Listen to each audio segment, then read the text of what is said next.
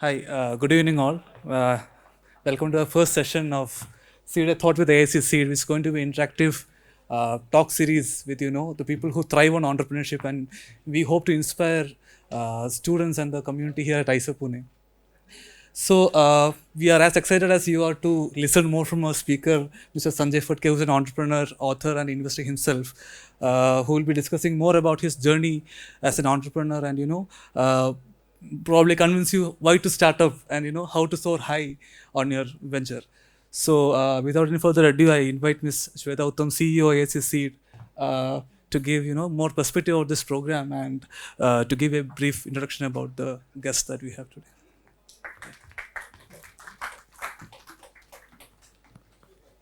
Hello and good evening. Warm welcome to all of you who have gathered here today. I'm Shweta Uttam. I'm the CEO of Atal Incubation Center at IISER Pune, or AIC SEED for short. As most of you know, I'm telling for the benefit of our external guests, we are a technology business incubator promoted and hosted by IISER Pune, and we are supported by the Atal Innovation Mission Niti Aayog. Our mandate is to encourage science and technology driven entrepreneurship. It gives me great pleasure to welcome all of you today evening for our new initiative, which is Seed a Thought with AIC Seed. So basically, this is a series of sessions, inspiring, insightful, and interactive. And we believe these sessions are going to seed a thought in your curious and inquisitive brains, maybe help you resolve some of your doubts and queries.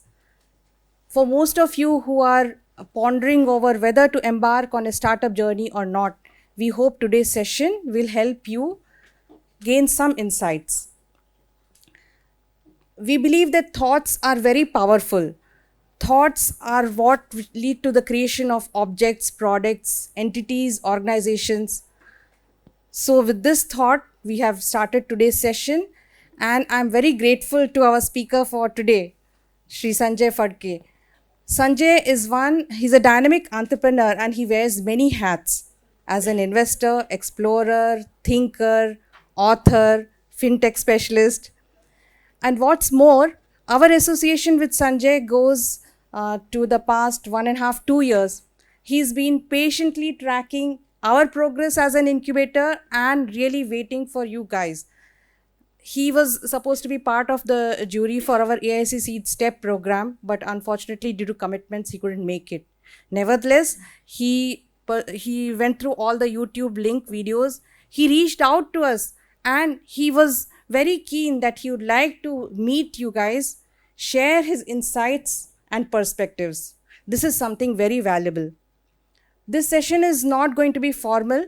We want all of you to share whatever queries, whatever questions you have in your mind, however silly and simple they may seem. It's very important that you share within this room and get some practical answers, not textbook answers. That's very important. So I now invite Sanjay, who is co-founder, Virtual Sense Global Technologies, fintech specialist, Vienna Network, and as I said, one who wears many hats, to come and take us on this exciting journey, Startup Why, Soar High How. This exciting name was one which he came up with. Over to you, Sanjay. Thank you once again. Let's welcome him with a warm applause.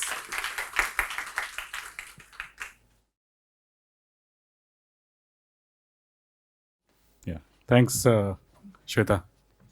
Will you give 5 minutes for? Yeah. Okay. We'll wait. We'll wait for some people. Yeah.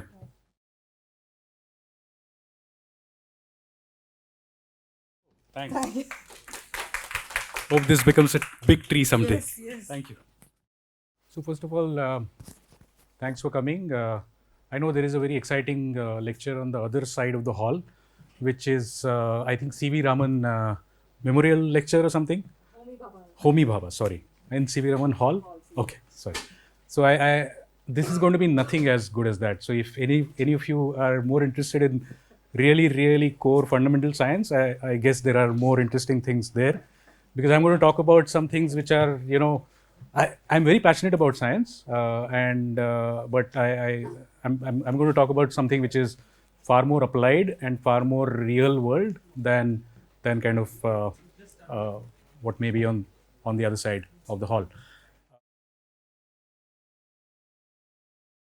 So I'll just briefly cover my journey a little bit, and then we can get into the slides. There is all of 9 slides, and the time given is 6 to 7.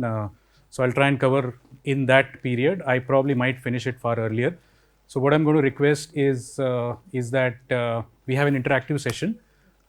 We share our experiences, like I'm sharing my experience. I hope you guys can share your experiences as well, your ideas, and every idea, every question is going to be very, very important, because you guys in some sense have really a great power at this time. I think startups is a big engine for change for us as a country at this point of time, where we are going from somewhat more backward looking economy, thanks to the tech transformation that happened in last 20-25 years.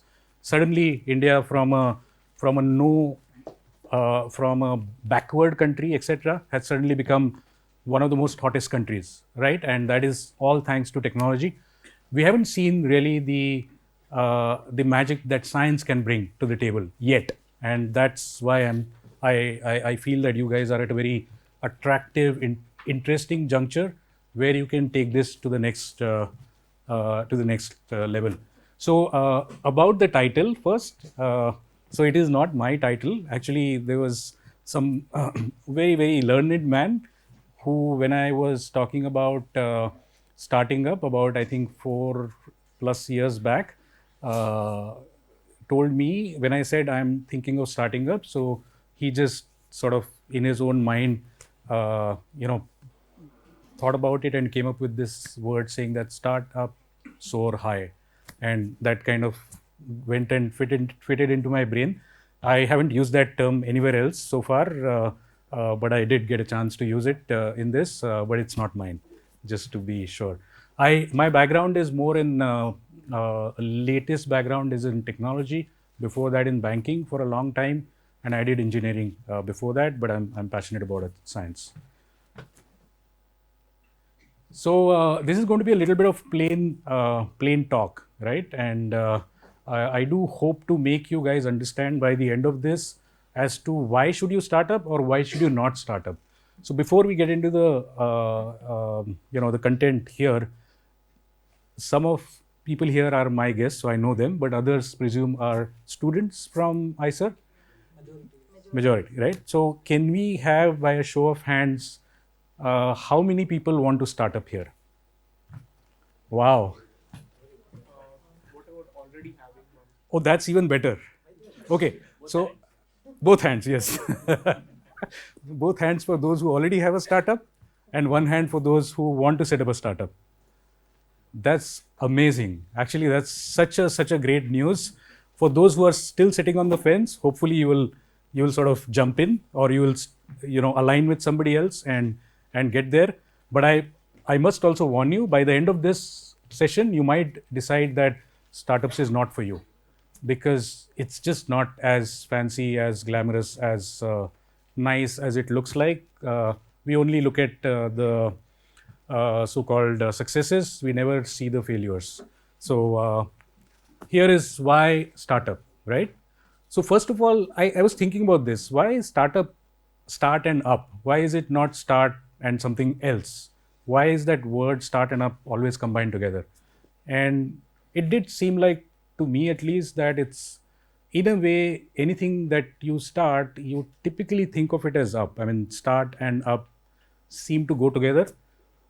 And it's, in a way, it's a way of, it's an act of defying gravity, anything that goes up, right? And that's fundamentally not easy. You're acting against huge constraints, and you're trying to start up. So typically, I think progress is another thing. All progress is considered with up rather than down. We always, I come from, as I said, banking, markets world, and anything that is up is always good versus anything that is down. So up is always the mark of progress. Down is kind of not.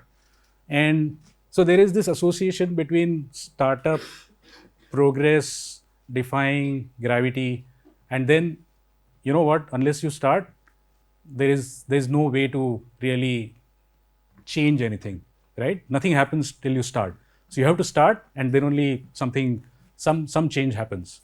But if one looks at it, why do people start? And I have just mentioned some answers here, some probable answers here, not all answers, but I suspect a lot of people do start up for money, right?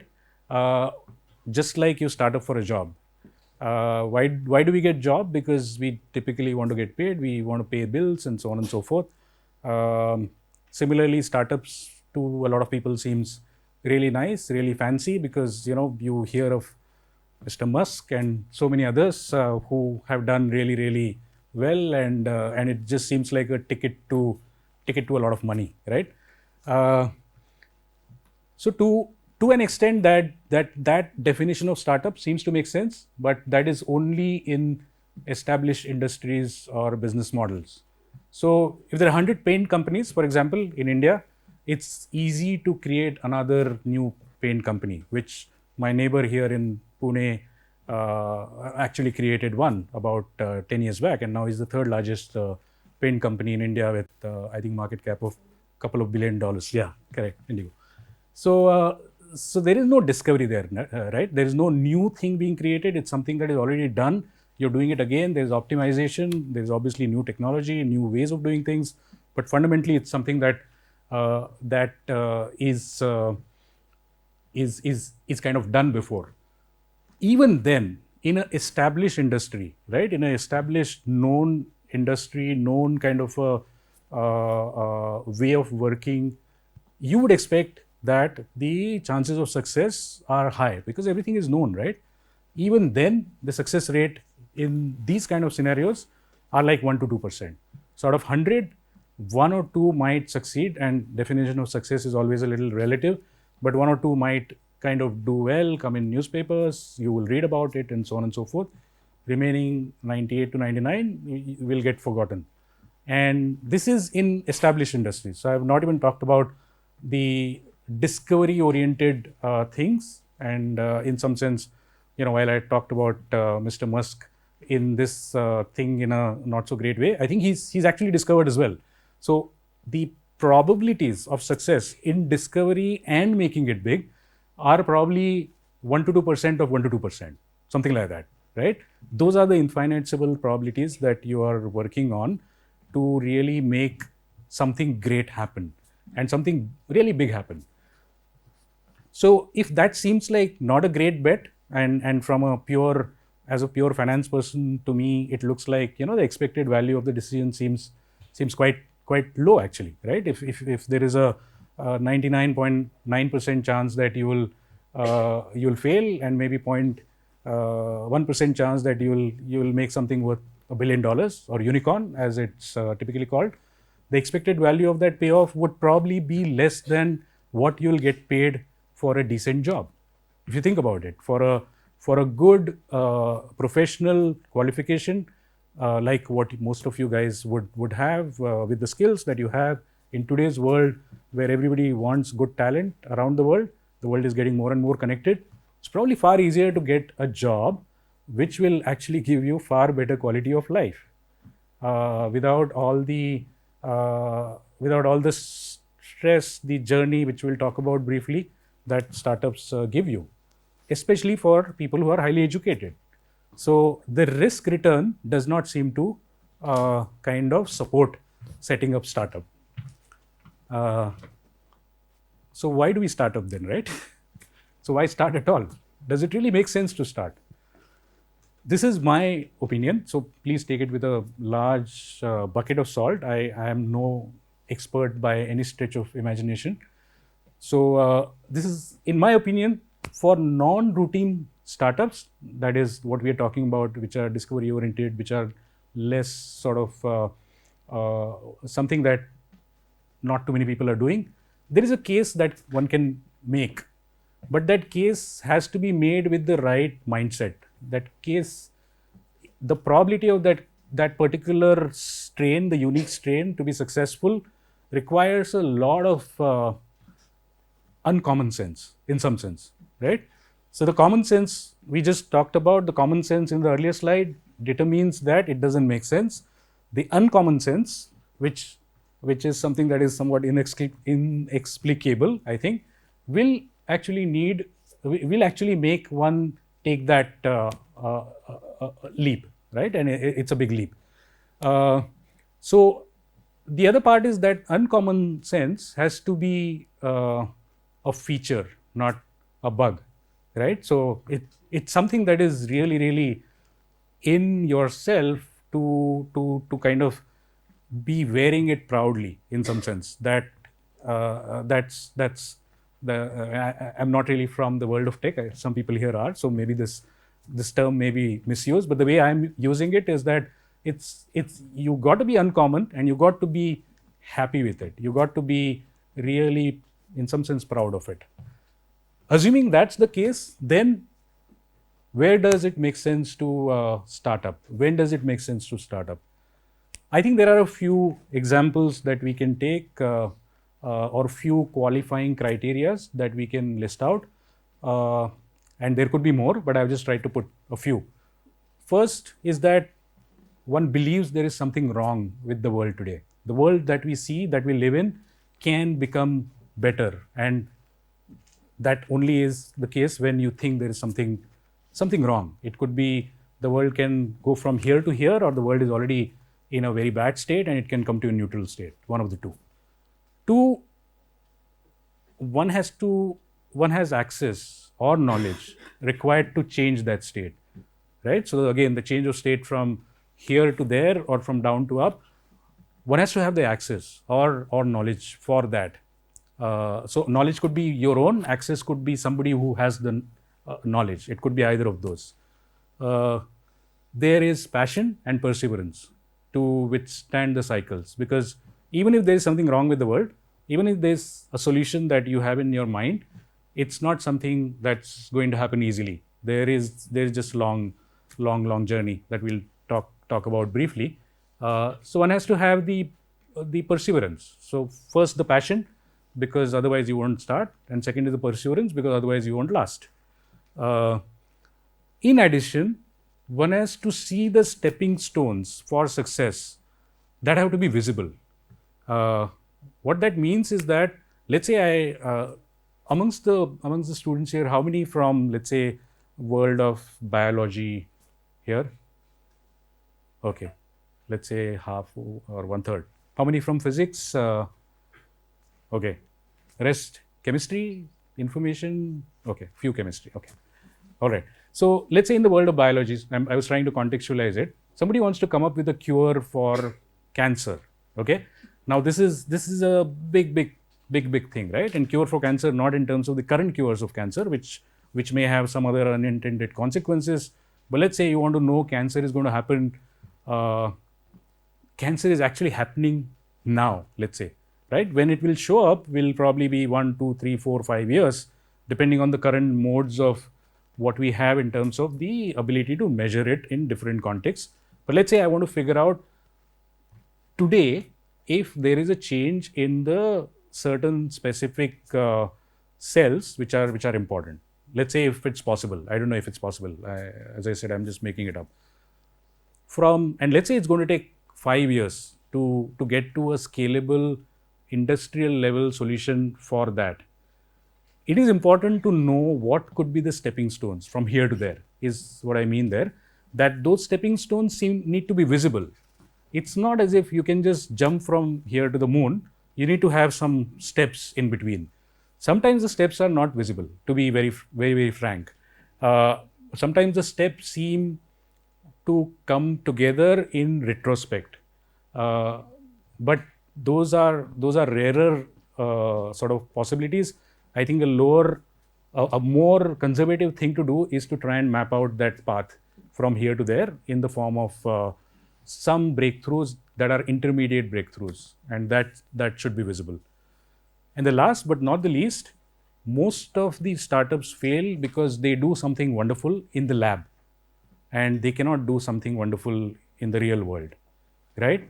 So the way to describe I put there is from lab to the fab.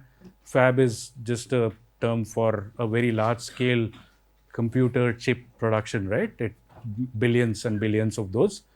unless something is going to be materially possible to be taken out into to the world outside and make it successful, it's not really a big success. It's a success in the lab, and success in the lab, unless it is success in the lab, can be in many different ways.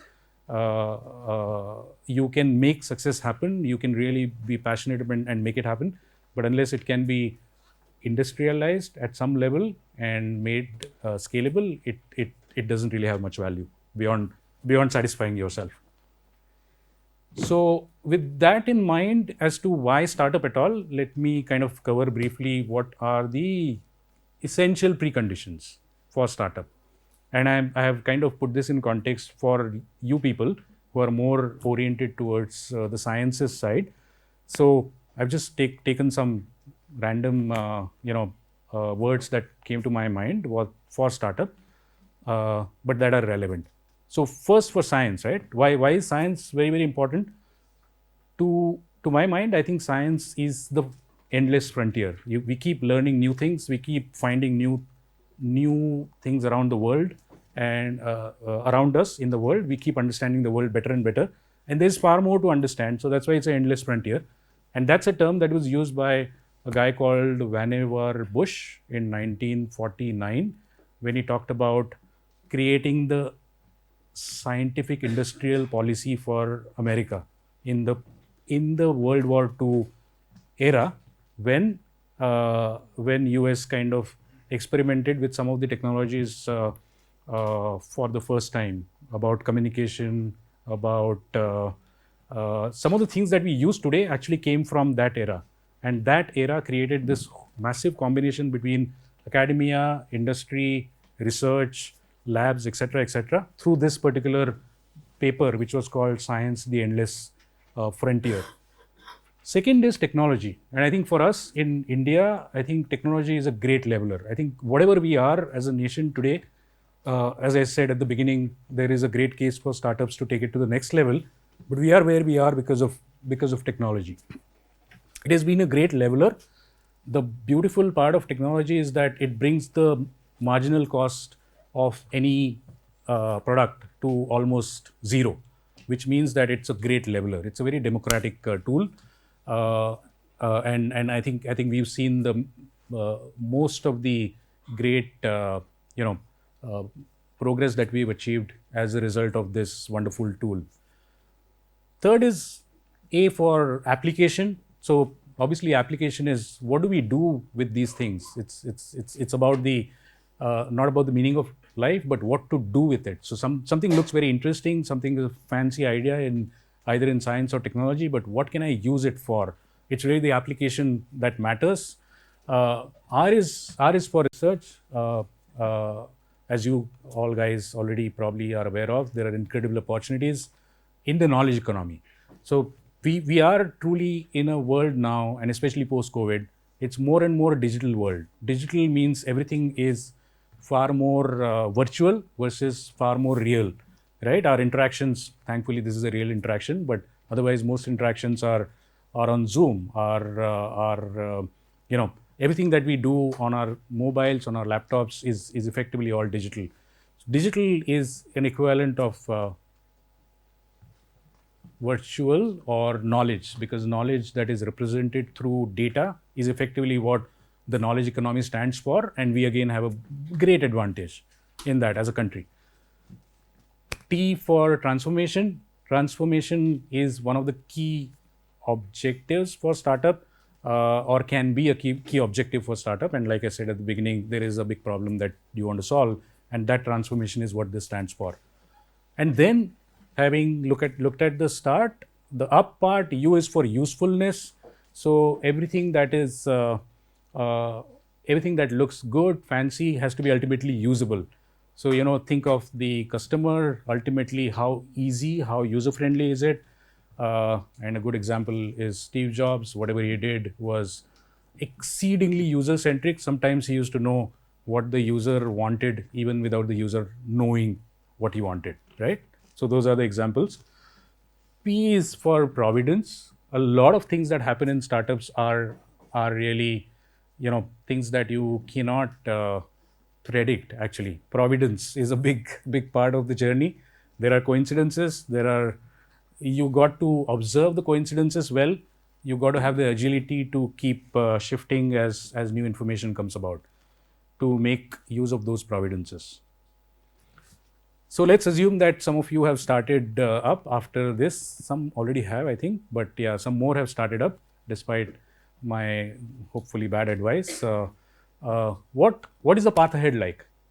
So like all cyclical phenomena, I think startups is a huge cyclical phenomena. There are huge ups and downs. It's almost like season actually. I mean, it's really as bad as that. It just comes. You go through up. The only way then it's going to come is you go down, and then you are at the bottom and you think that the world is going to end, and again you go up, and again you go down. So one way to look at it is that one day you could be relaxing on a beautiful beach, and next day you are canoeing in a waterfall. Okay, and by the way, that's an image which I have in front of my desk, canoeing in a waterfall, because that's like actually running a startup, if you believe that. There are lots of things that you don't control. So Moore's law, things that happen outside, Murphy's law, etc., etc. All these things come into the way to make your life utterly and really, really miserable. So to go through that, despite that, and I think those who started might have seen some, maybe a little bit of early indications of the unpredictability, etc., or things that don't happen according to the plan. Actually, nothing happens according to the plan. Everything happens except the plan. So to survive that, you actually need something like actually faith. Actually, you need to really have unshakable faith that it's going to work out despite all the problems that come. That requires resolve, really, really steely resolve, and ability to change, ability to to be flexible, because you got to be able to both stand up as well as in some sense, there's a plant that is in a forest and there is a big storm. The big tree will fall, as you probably know of this story, but the small plant which can which is flexible will survive, and the objective is to survive all the storms that come, which means you need to have stomach for that. You need to be able to enjoy there's a joyride concept, so you've got to have ability to take those real ups and downs that come, to be able to deal with this shape shifting, if I can call air bending monster, which is actually a startup. Eventually, if all of this happens, then you come to the real problems. The real problems are what? The real problems is the product worthwhile? Is there funding available? Is there market for that particular product? Are there users that you can show who like the product and you can really sort of get feedback from them and can improve from them and then iterate and so on and so forth? So those are the real ultimate crucibles. But before that, a lot of things happen. And if all this is something that you can survive, then this is like a ever growing hurdles race. So it's not like hurdles that you can see and you have a plan to go about it. The hurdles randomly come and go. I mean, some of you who play games might probably be more aware of that it's a new game every time, really. It is not an existing game. If you are able to manage all that, then you survive. And basically that's just about survive. We haven't come to thrive yet. It's just survival. So to be able to survive after all that, you probably need somewhat of a Zen-like equanimity, because all this chaos really can scar you. And if you talk to people who've done startup and have failed, you will realize that they actually have scars. You can see their scars, right? Because it's not easy. The mental pain, etc., does leave its toll unless one can deal with it. So typically that's called the valley of death, and in startup parlance, that there is you start with a big bang, expectations are big, you're going to change the world, so on and so forth, and you see some progress, and then you start getting into that valley, and that valley is where most of the 99+% die, right? So that's why it's called value of death. So after having survived, survival is not necessarily the sufficient condition for success.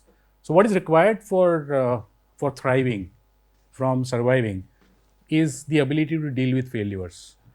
And failures come pretty much every day. There's every few days or every few weeks, whatever. There's a failure because the product doesn't work. There's a failure because your vendors don't show up. There's a failure because you don't get the money. There's all kinds of failures. There's a failure because your set of tests didn't work, etc., etc. So it is going to be inevitably a lot of failures that you will have to go through before you can even survive. Question is there a learning that is coming through the survival? That is really the only thing that can determine if you can cross that valley of death, because those failures are actually the lessons, and those lessons are the lessons for your use case, your product, your team, every part of whatever you're working with. The failures are teaching something, and one has to really be able to take those not as personal knocks, but as really gifts. Think of those failures as gifts, and just with a very nonchalant attitude, just get on with life and change, and just hope that the next version is better. If not, next version is better. If not, next version is better, and so on, right? And that means that if you're working with a set of people, those people also need to fully imbibe this code, which is about this learning has to be embedded in their brains, right? So they look at everything as an opportunity to learn. They are curious, they are interested all the time, despite whatever is really happening. That is something that you can really do if you can manage the knowledge. Failures is a means to knowledge. Actually, it's the only, in my view, only means to knowledge is failing, because that's what really gives the knowledge. But ability to maintain, mine that knowledge of failures such that you don't commit the same one again, and can really expect and predict and kind of jump over a few hoops, becomes important. As well as you do that, then the managing the ecosystem becomes important. And ecosystem is all the other tools that one needs, right from resources, all kinds of resources that one needs so money, people, place, customers, repeat customers, etc., etc. So making learning and error correction as a continuous process is really the key to making the startup thrive. What that means is that it doesn't matter whether today's how today is. It doesn't matter where you are. It doesn't matter if you had 100 failures before. As long as you're willing to learn, as long as you're willing to put in the effort to make the next version better of whatever it is, you will just do well. You will keep doing well. You will have wild success, actually, if you can truly imbibe that. This is also something that comes from the general sort of way to look at things is what doesn't kill you actually makes you stronger. So you're going through all this. There are lots of things being thrown at you all the time. You are dealing with them, and the fact that you are able to deal with them, you are becoming better and better. As a person, you're becoming more and more, in some sense, invincible.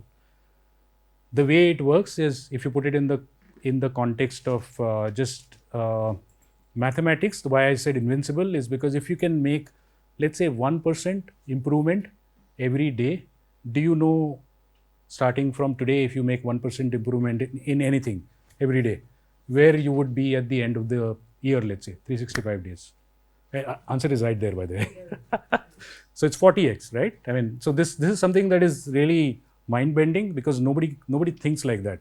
To get from here to, and that's just the exponential, the power law that at work, which just means that if you can keep doing it, it just keeps getting better, and the compounding kicks in at some point of time.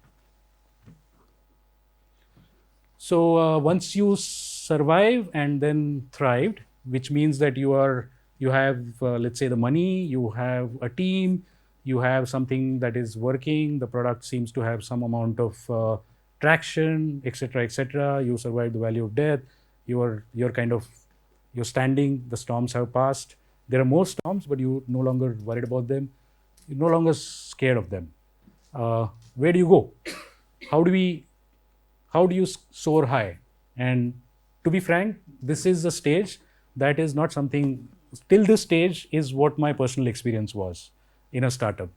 After this is just a theory for me, right? And so I'm just making this up as of now. We do hope that we see that such successes from India. We do need, like I said, a lot of such successes, and hopefully many of those will come from you guys. But why Soar, first of all, right? What is it? What is the purpose of that? So ultimately, the purpose of why Soar has to come from a few of the things. One is looking at society and scale. You really are interested in, as I said, changing the world. It's a personal mission. It's a personal passion for you. The scale is a global scale. We have the whole world at our fingertips today. It's not something you don't have to have small objectives anymore. You can really go for go for the stars, so to speak. You got to organize extremely well. And the first one, the example is Tesla, and I'm just taking some examples here just to put it in context as to how these companies, which were once startups, by the way, not too far back, 15, 20 years max, all of these companies. Apple maybe a little more, but the new form of Apple again is not more than 20 years back. So organization is extremely important. Nothing that scales without organization. So you have to have theories of organizing. Why does organization become important? How do we maintain the ability to take care of the eventual bureaucracy that kicks in, the fragility that kicks in with bureaucracy. One way is to look at always remain day one, as Amazon does, the famous Bezos philosophy. A is for ambition. Ambition is extremely important. Without that, I don't think one should really try to do anything in this space.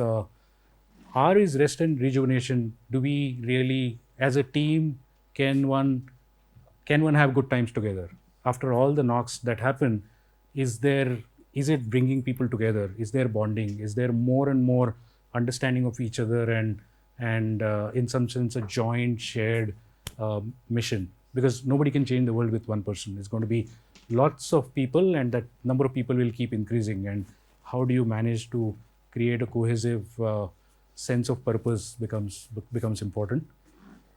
The high part, the Soar high part, is H for, I've just chosen Netflix as an example of heterogeneity.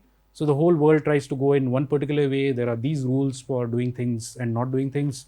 And here comes Netflix and says, we change all the rules. I don't know if anybody has read the book called No Rules. Anybody raise hands? No. It's a wonderful book. Netflix is doing not too great over last 6 months or so. But before that, it was a darling of the markets.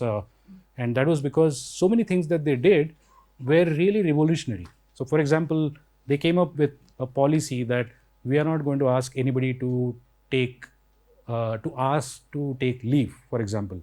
You can go on leave whenever you want. You can come back from leave whenever you want. And there are many such things. He actually made like 30, 40 such new rules, which are actually no rules. They basically broke all the rules and they still thrived. So that's heterogeneity. Not everybody can do that or should do that. But I just want to bring out some success stories. I for intelligence. Ultimately, everything that happens in startup needs to reflect a new level of intelligence. OpenAI is a good example. Governance is important. Ultimately, as you become bigger and bigger, the chances of failure are not going to come from the product or the market, but more from inside you itself. It's in your sort of growth that you sow the seeds in some sense of destruction.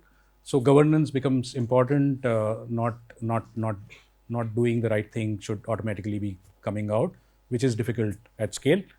And H for heights. Ultimately, a successful startup should aim for those heights.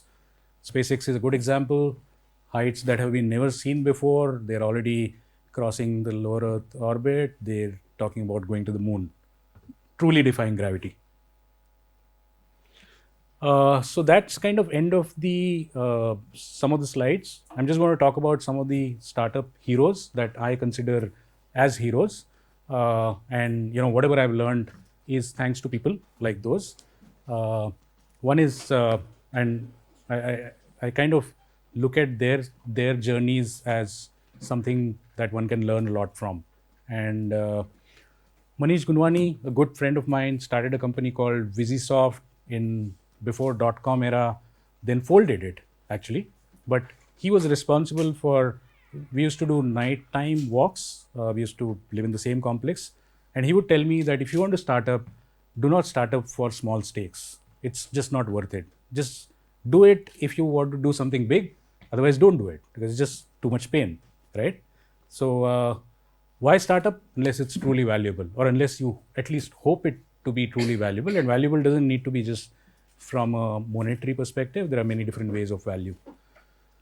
Second is a guy called Anshuman Lat, who's right here in Pune. The first guy is in Bombay. He started something called Gram Urja, and I put you know about him, right? Venture set, yeah. So Gram Urja is a company that is providing off-grid power, off-grid solar and other renewable energy solutions for a vast mass of India that still does not have good quality, reliable grid power. Why is that important? Because social responsibility, huge amount of social responsibility. And the reason I have mentioned it, there's one word there, nimitta matra, which actually means you're just there as a conduit. So at some level, startups are a conduit to make something happen which needs to happen. And it just happens in some sense through you. Third is a guy called Shashank Gavasti. He's based in Chennai. He runs a company called Vishesh. Vishesh works with differently abled people and gives them education and gives them jobs. Truly amazing mission, and it's a challenging societal problem, and he's been at it for last 15 plus years in a way which is not dependent on any corporate social responsibility, but actually making it self-sustainable. And making it self-sustainable is one of the most important parts. Even if you want to change the world, you can't be continuously sort of taking resources from the world. You got to generate your own resources and hopefully be far more profitable as well. Fourth is a guy called Ramaswamy Iyer. I work with him. A lot of things that I've learned are things that he has again been a great influence on. He talks about how you can create a startup at a scale without having to, in some sense, like the Netflix example I took, without having to relate to the existing examples. So think of your own ways of doing things and don't feel shy of implementing those. So, for example, his idea has been that he's worked across many large companies and he thinks that HR, human resources, does not make sense. They are a drag to the entire organization. So he actually came up, he said that despite whatever scale that we'll grow to, the startup will not have a HR person. This company is now about 300 plus people and there is not an HR person even now. So there are these, there are people who really come up with unique ideas. Because they strongly, it rhymes with them at a very, very deep level, and they're able to create a great success. Obviously, that can't be the only reason it's successful, but it's just showing how personalities matter. Fourth is a guy called Girish Arbale. Again, you met him. He started a company called Mall Qubits. He's somebody that I worked closely and hope to work closely again in future. He's a chemistry guy. There's chemistry lady there. So he's an NCL and IIT Bombay PhD in carbon nanomaterials, which is something that we use in our startup for sensing breath. By the way, that's what we do. He has the audacity to take on global size problems. And these are all global size problems because these haven't been done by anybody in the world. Just to think that you could do that sitting here in India, problems in very, very deep research, which a large, big global lab with millions or probably billions of dollars in funding in Harvard or Stanford or whatever haven't been able to do, but a small puny startup in India can do. To even imagine that just requires a lot of audacity, and that's an example of that audacity.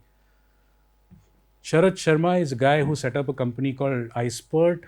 You may not know iSpert, but you will know everything that you use today is thanks to on your phone in India is thanks to iSpert. So whether it's mobile payments through UPI, I'm sure all of you use probably mobile payments, right? How many people use cash today for payments? One person, two people, okay. Okay, few. I know, sometimes even I use, but it's just so easy to use. Just take your phone and just make the payment, right? Just data ultimately, just some digits going from here to there. Mobile payments, so that is UPI. Then there is Aadhaar. There is a digital tax that is in India called GST. A bunch of other initiatives that are all strung together by this organization called iSpert, which has been really working at the back end of all these successful initiatives that again has made India being talked about now increasingly, and that's building the ecosystem of successful tech and product startups in India. And it's a completely volunteer model. This is not even a company. iSpert is a bunch of volunteers which come together. I'm one of them. I'm proud to be one of them. Not more than 150 or 160 people at any point of time. It's something called Dunbar's Law. But they're doing some amazing things, and that's an example of a startup which really makes huge impact, unimaginable impact. Last, not the least, this is by the way in a order of order of time that I met those individuals. So the last individual is the one that I met the last. He's a guy called Ashish. He runs a company called Lucky Securities. He's my senior from college, and he's invested in my company. He's worth like lots and lots of money. He doesn't really care about money, but he's been a very, very successful investor. And he talks about the role of luck. The reason I put it here is because his company's name is called Lucky Securities, because luck is important ultimately. After all the preparation, you've got to do all the preparation, you've got to bring it all together, and then hope that that providence or that luck or that lady luck smiles on you, right? And because otherwise, there's just so many examples of people who just work, and still nothing happens, and you feel sad for that. And I hope that doesn't happen to any of you who actually start something, hopefully survive, and then hopefully thrive, and then we sit together again like this someday and talk about your story. So with that, let me stop and get questions. Yeah, we'll have lots of questions. Yes. Explain a bit more about HR and how Vayana company didn't use to HR at all. Sure. So explain about HR. Do you know what HR means? I'd like to start with this. Okay. So HR means a set of. So what happens is in a company there are different people doing different things, right? So there are some people who are doing what is called sales. They get revenue. There's some people who are, let's say it's a factory or it's a research lab. There are some people who are actually doing the work. So those are like making the things that are being sold. Then there are some people who are what is called as they are like monitors, if you could call them, because they are like they don't work actually. They look at other people who are working. Yeah, you can call them supervisors. They evaluate people's performance. They give them ratings and so on and so forth, right? So teachers in some sense. Uh, so they don't really, in some sense, they are required, because otherwise, if you have thousands of people in the company, you don't have a means to truly understand who's doing what. You can't know. Dunbar's law, by the way, which I talked about, states that you can only know about 150 to 160 people at max as any human being. That's the capacity of our brain. So most of us, I think, probably don't reach that capacity. Beyond that, if your company becomes bigger, it's kind of difficult for the initial set of people or the team to actually know everybody, or for those everybody to know everybody else, right? So the ability to assimilate information becomes difficult. Silos happen. These are all pangs of growth. So in that sense, then something is required to make sure that people are fairly valued, their contribution is measured, etc. And that's HR. And that's typically a good way to look at HR. But what ends up happening sometimes is that HR becomes a power center by itself, because they have certain tools. They can influence people's careers, right? Their ratings determine the path, future path, etc., etc.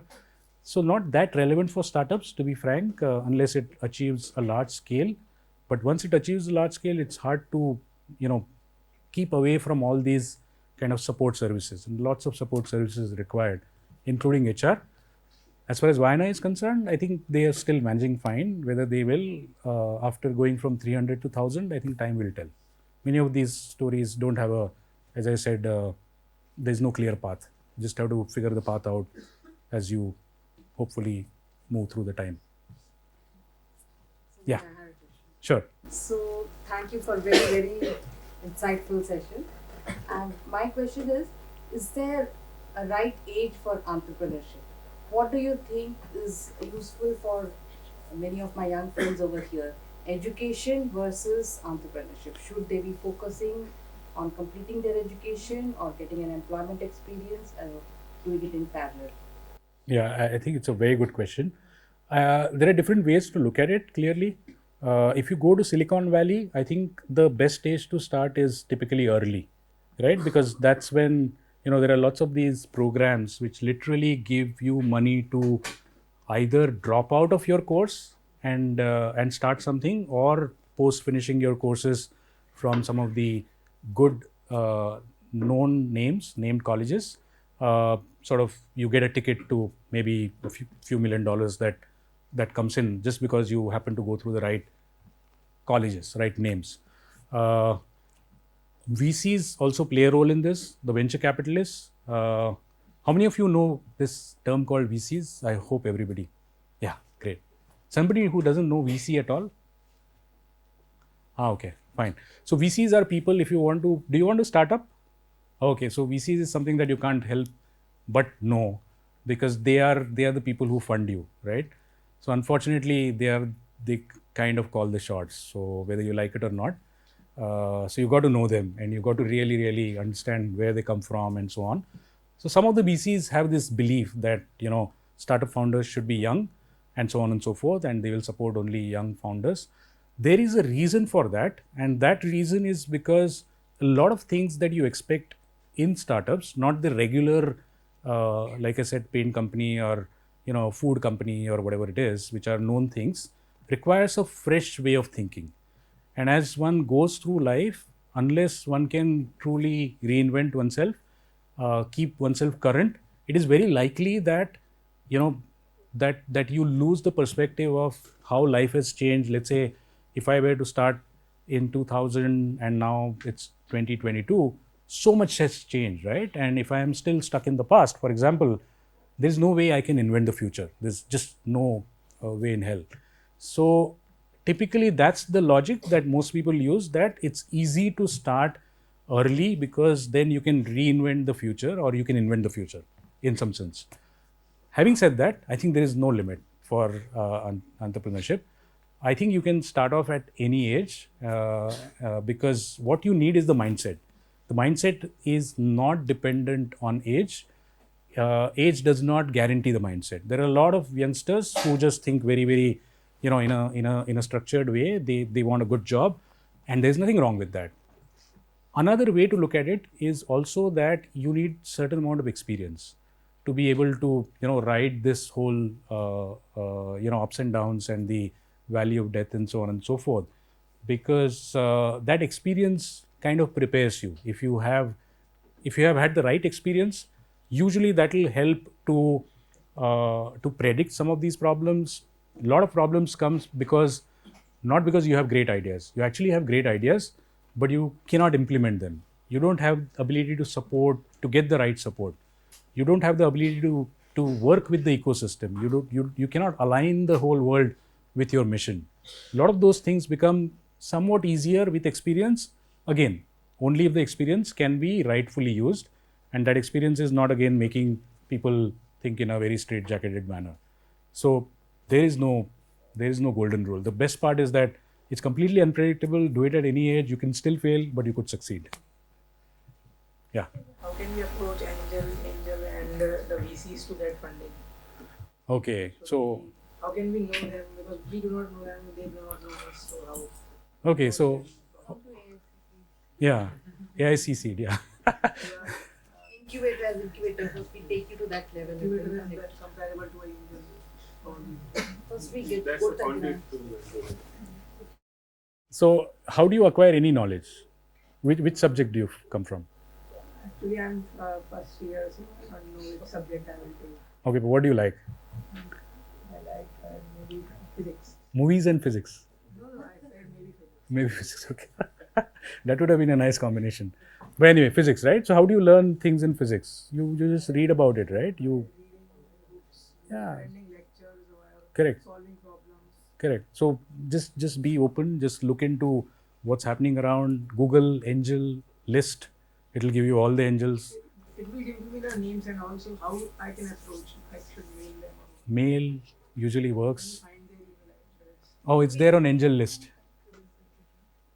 You have on campus the people who will guide you, but trust me, it's not difficult. You will solve far more difficult problems in physics compared to finding the right angels. What you need to focus on is having the right idea. Really, really interesting idea that if you take it to somebody, that somebody should be interested. Because most of the times these guys get like 1,000 ideas a month. Ideas are very Easy. I get easily those. Every day I get 10 ideas, 10 different ideas. You are an entrepreneur, for sure. Taking them to the real world is far more difficult than having ideas. Ideas. Correct. Correct. So you have to stay on the idea, you have to do work, you have to sustain the idea for a long period of time. It's a long process. So idea is meaningless. Most of the times idea will get thrown out. But if you have done work to substantiate why is that idea implementable, if you have done work to show why your implementation is different, why is it even important to think of that particular space, etc., you will find the right backers. It will just happen. Sorry, there were many questions. I just want to make sure you and then you. Yeah. As a follow-up to ma'am's question, Yeah. so in the science, we have seen that a heavy deal of research is required.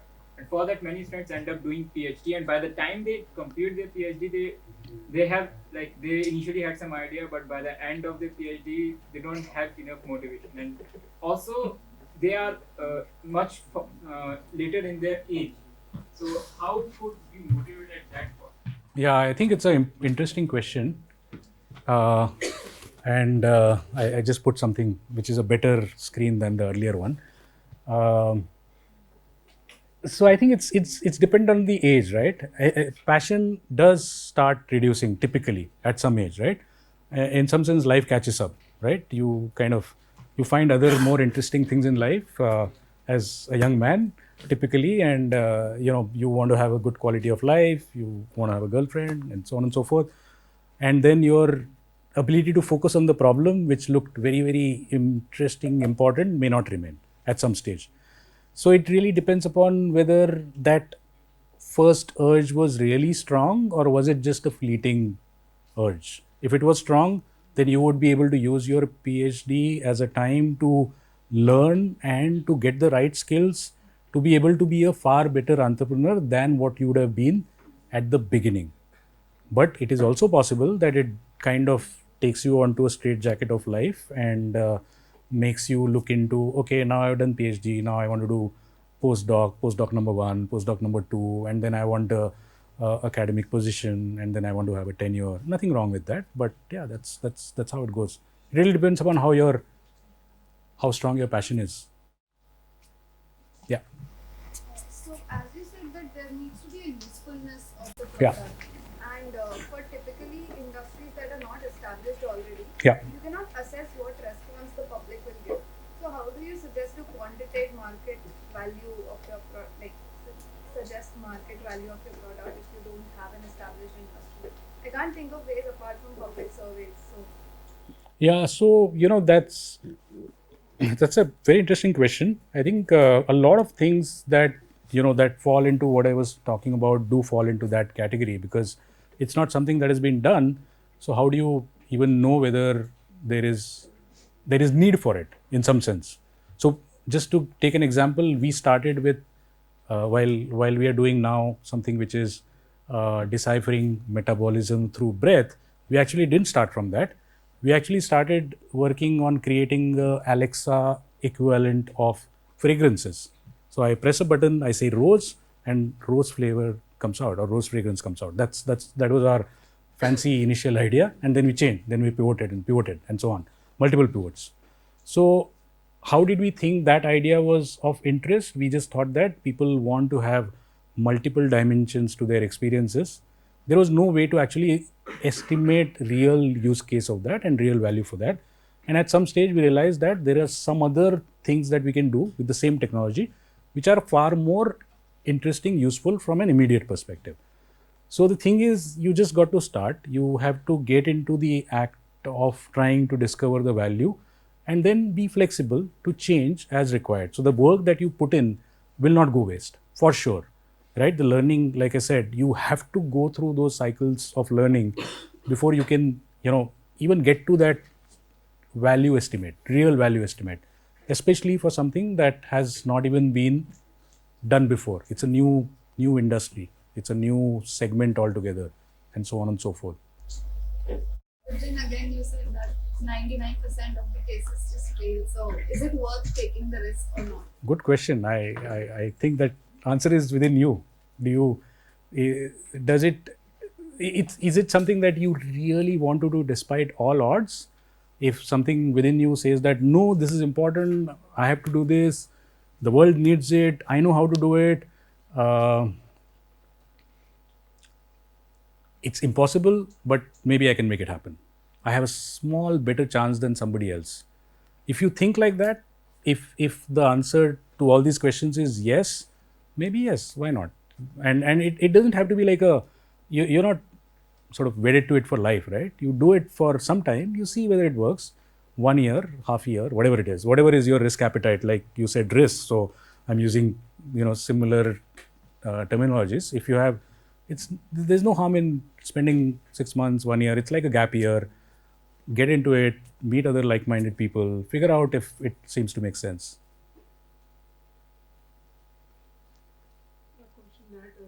Yeah, sorry. The second question for you, so I'll just go to the first questions first. Yeah. Can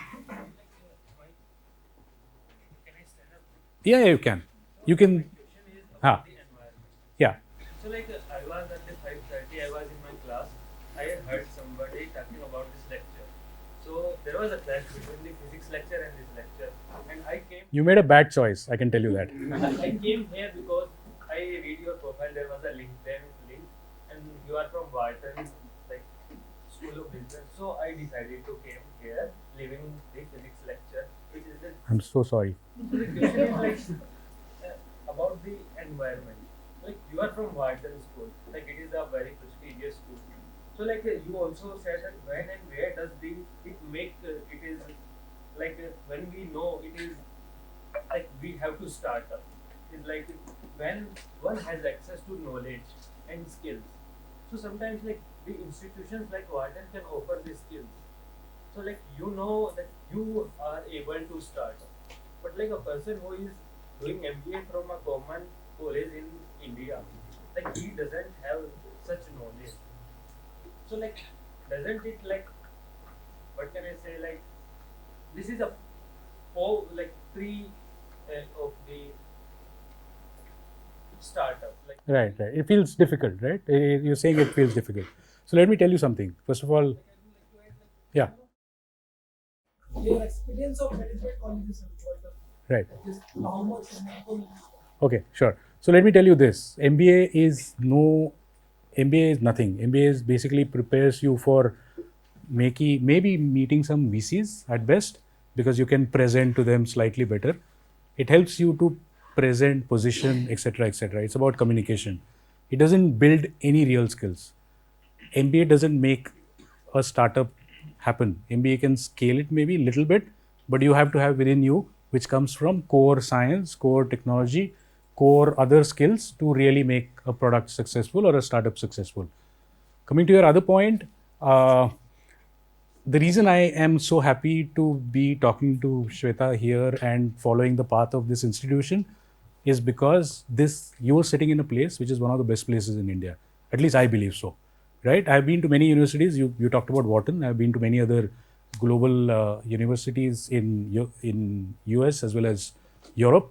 And when I shifted to Pune about 6 years back, and I live in Baner, And then I was passing through, and I then came inside, and I found this really beautiful college here, and it looks like anything not so different from those schools that you talk about. They have maybe 100, 200 years of history. That's about it. That's the only difference. Today, I think there is no hindrance to you doing something that a guy sitting in Harvard or Wharton, UPenn, or Stanford or Cambridge or Oxford should think any more specially privileged. Why? I just mentioned about knowledge economy. We are in knowledge economy. What does that mean? All knowledge is available for everybody. So you have the same set of tools, or maybe not the same set of tools. The tools may be a little less, but you have the same knowledge as is available to anybody sitting anywhere else. Somebody else may have better tools, but you may have better passion. You may have more ability to put in the hard work. You may have really, strong determination that somebody sitting in Wharton will probably never have, because they have always lived life in a good way, and they've had the so-called silver spoon, life with silver spoon, and so on and so forth. So it's really up to you to consider whether what you have is a advantage or disadvantage. It's completely individual. You can make a case for yourself that what you have is not good enough for you, and hence compared to somebody else somewhere else, and hence it doesn't make sense. Or you can make the case that you are the most lucky person. It's completely your choice. I'm sorry, I'm being just blunt, but thanks. Yeah. So first of all, I would like to thank you for your such a good talk. And my question is related Sure. to the economy and investment only. Right. I'm a first year student at AIC Pune for my BSMS degree. Okay. We says that money doesn't matter to live a good life, but practically somewhat it matters. Yeah. To live and implement a life in a proper way. What are those steps for money making for the students like me, so that we could start, so that at the end of our degree we could have some amount of money to start some investment? Or, Yeah. Or That was a good question. Yeah. One more question. Yeah. That what importance the saving has in your life or in your startup career? Because if you're non with the funding also, then how your savings could help you to uplift? I agree. Both very good questions. I think the first question, again, I think you mentioned about Wharton, so I'll just take that example subsequently. I think, no problem. Fortunately or unfortunately, we have a very tight kind of silos in India. So there is academics, there is research, that is research labs like NCL here and so many others. There is industry, and there is startups, and there is not enough mixing between them. What ends up happening in places like Wharton or in US is that the students get a lot of ability to work at an early stage as interns or as other things with large companies as well as startups. Typically startups more so than others, because they also want sort of young talent who doesn't need to be paid that much, and just being, but at the same time for the students it's a lot of money. So it works actually both ways. They come with fresh ideas. Unfortunately, we don't have that system in a big way yet in India, but I think there is no reason why it should not happen. So the most perfect way to do this will be to do what you're doing in your chosen domain, and then try and see how you can make some money out of it by working with somebody, by helping. Maybe there are open source projects, etc., etc. Look up those online. It doesn't have to be offline, as an internship, etc., as well. But I would suggest that's the best way to do it. If not that, then there are other ways. There are so many things that you can do in your spare time which can make money. You could learn new things and offer that variety of those. If I have started the thing because as I'm a voiceover and dubbing artist. so you find your own solution. So whatever your hobbies will get you some money as well as get you some name.